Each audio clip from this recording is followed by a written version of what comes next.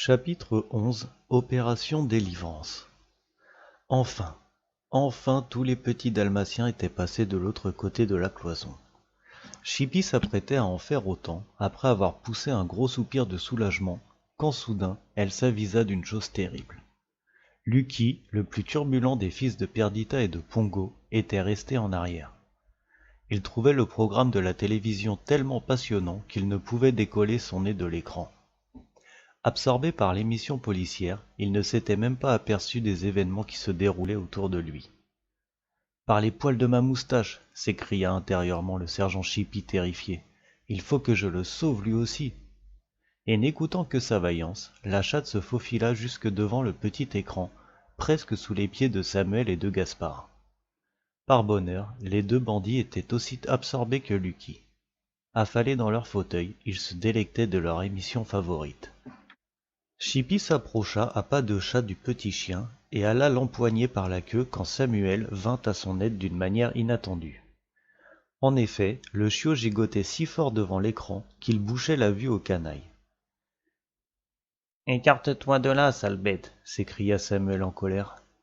Et, agrippant Lucky par la peau du cou, il le lança à l'autre bout de la pièce, justement près du trou sauveur. Chippy s'empressa d'aller rejoindre son protégé et tenta de le pousser dans l'orifice. Hélas, l'émission se termina au même instant. « La suite à la semaine prochaine », annonça le speaker. Les frères canailles s'agitèrent dans leur fauteuil. Puis Samuel se leva, s'étira et se baissa pour ramasser le tisonnier devant le feu. « Debout, Gaspard, au boulot, mon vieux. Il s'agit d'assommer tous ces dalmatiens. Je vais leur flanquer un grand coup sur la tête. Toi, tu t'occuperas de les écorcher. » Gaspard se redressa en protestant. « Non, non, c'est moi qui les assommerai et toi qui les dépouilleras. » Tandis que les bandits se chamaillaient une fois de plus à leur habitude, Chippy exerça une ultime poussée sur le derrière dodu de Lucky et réussit à l'expédier de l'autre côté de la cloison. Après quoi, elle se précipita à sa suite. Trop tard, hélas. Le mouvement avait été aperçu par Samuel qui en resta bouche bée d'émotion. Son tisonnier à la main, il regarda longuement autour de lui, n'en croyant pas ses yeux.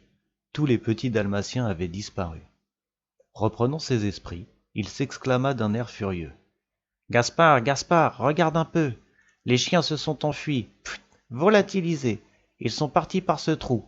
J'ai vu remuer quelque chose dans ce coin. Prenons nos lampes électriques pour y voir plus clair. Viens, suis-moi. » Les deux canailles se précipitèrent sur la porte, passèrent vivement dans le hall faiblement éclairé par la lune, et se mirent à le fouiller en tous sens à l'aide de leurs torches. Ils ne levèrent pas tout de suite la tête, et le sergent Chippy s'en félicita muettement. Car c'était là-haut, au sommet de l'escalier, que le sergent, en désespoir de cause, faisait manœuvrer sa troupe de petits fugitifs. Pauvre Chippy, elle agissait au mieux de son inspiration, mais elle ne voyait guère encore comment elle réussirait à faire sortir les chiots de leur vaste prison. Aucune porte n'était ouverte, et le trou dans la vitre brisée ne pouvait permettre aux petits chiens de s'enfuir. Tous étaient bien trop gros pour passer par là. En silence, Chippy pressait donc la manœuvre. Quand ses protégés seraient sur le palier, elle s'occuperait de leur trouver une cachette. Soudain, l'un des chiots, maladroit, marcha sur la patte d'un autre qui laissa échapper un faible cri. Ce cri fut entendu de Samuel qui leva sa torche. « Nom de 99 chiens! Gaspard, regarde là-haut, ce sont eux !» Et il ajouta d'une voix mielleuse à l'adresse des fugitifs. « Voyons, mes mignons, redescendez, cessez de jouer à cache-cache avec votre vieil oncle Samuel, je ne vous ferai aucun mal. »« Comment ?» s'écria derrière son dos ce gros nigaud de Gaspard. « Comment ? Mais je croyais que nous devions leur briser les chines à coups de tisonnier. »« Tais-toi donc, imbécile !» grommela Samuel furieux. « Tu vois bien que tu les effraies. Flûte, voilà qu'ils ont disparu. » C'était vrai, à présent le palier était désert. « Il ne nous reste plus qu'à grimper aux premières, » ajouta Samuel. « Tu fouilleras cette pièce et moi les deux autres. » Et Samuel fouilla avec ardeur. Chippy, faute de mieux, avait rassemblé les chiots sous un vaste lit. Presque tout de suite, Samuel vint fouiner de ce côté. Ah, quel remue-ménage ce fut! Chippy lui sauta à la figure en crachant et lui retomba sur le dos, griffes dehors. Les petits chiens sortirent de dessous le lit, s'égayèrent dans toutes les directions. « Gaspard !» hurla Samuel suffoqué. « C'est ce maudit chat. Attrape-le, c'est lui qui mène la bande. » Gaspard, voulant se porter au secours de son frère, trébucha sur un chiot et s'étala. Profitant de la confusion, Chippy ne perdit pas de temps. Elle entraîna des chiots au rez-de-chaussée et leur ordonna de se réfugier sous l'escalier. Dociles, les fugitifs lui obéirent et s'entassèrent en silence dans l'ombre des marches. Cependant, de plus en plus furieux, les frères canailles descendaient à leur tour. « Sale bête !» hurlait Samuel. « Après toutes les gentillesses que nous avons eues pour eux, nous faire ça, à nous, leurs gardiens chéris, quelle ingratitude !» « Non, ce n'est vraiment pas bien, » approuvait Gaspard. Subitement, Chippy aperçut l'un des enfants de Pongo resté au bas des marches. Il s'agissait de le soustraire au regard des canailles. Chippy fit donc 2 pas en avant, empoigna le chiot, et le chiot cria. Là-dessus, Samuel découvrit la retraite des fugitifs. Chippy, une fois de plus, dut donner le signal de la débandade. Quel cirque, mes amis! Le colonel, qui suivait l'opération à travers la fenêtre brisée, sursauta quand il vit la file de chiens poursuivis par les canailles. « Hup, sergent !» appela-t-il. « Pas le temps de vous expliquer, navré !» lança Chippy au passage. « Suis occupé, mon colonel !» Samuel et Gaspard, cependant, avaient réussi à chasser les chiots devant eux, jusqu'à une pièce dont ils s'empressèrent de fermer les portes. « Les voilà pris, Gaspard !» cria Samuel. « Ne les laissons pas nous échapper !» Tandis que, à l'intérieur de la pièce, Chippy et les chiots s'efforçaient de trouver des cachettes, le colonel, à la fenêtre, se mordillait les moustaches de rage. Si seulement il n'avait pas souffert de ces rhumatismes qui le paralysaient, il aurait pu agir lui-même, voler au travers d'une des fenêtres de la pièce. Or, juste à ce moment, Pongo et Perdita, après un voyage long et épuisant, se trouvaient non loin de là, à un carrefour. Ils se tenaient immobiles, hésitant sur la direction à prendre. La neige couvrait les chemins. Perdita se sentait découragée. « Pongo, Pongo, soupira-t-elle. Je crois bien que nous sommes perdus. »« Attends, Perdita. Il me semble au contraire que nous devons être près du but à présent.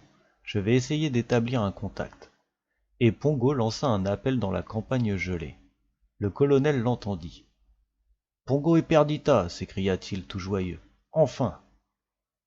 Il répondit d'une voix puissante et courut à leur rencontre. Mais comme les Dalmatiens couraient encore plus vite que lui, la rencontre eut lieu à moins de 100 mètres du château. « Le colonel ? Vous êtes le colonel, n'est-ce pas » demanda tout de suite Pongo. « Nos petits, comment vont nos petits » s'inquiéta Perdita. « Pas le temps de vous expliquer, » répondit le colonel un peu haletant. « Je crains que les enfants ne soient en difficulté. Il n'y a pas un instant à perdre. Suivez-moi. » Tandis que les 3 chiens s'élançaient sur la neige, le sergent Chippy vivait en héros ce qu'il croyait bien être le dernier moment de sa vie. Faute d'avoir trouvé une cachette, il avait nassé les chiots dans un coin et leur faisait un rempart de son corps.